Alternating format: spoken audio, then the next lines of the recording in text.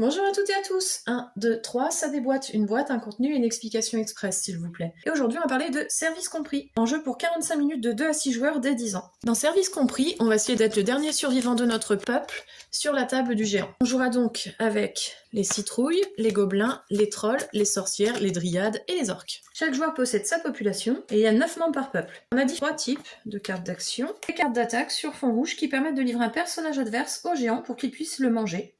Les cartes sauvegarde sur fond vert qui permettent de retirer nos personnages des griffes du géant avant qu'il ne soit trop tard. Et les cartes contre sur fond bleu qui vont nous permettre de contrer des actions des adversaires hors de son tour de jeu.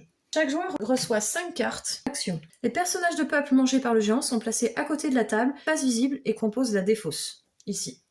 Un joueur pose une carte action après avoir pioché. Il peut décider si la carte jouée prend effet ou non.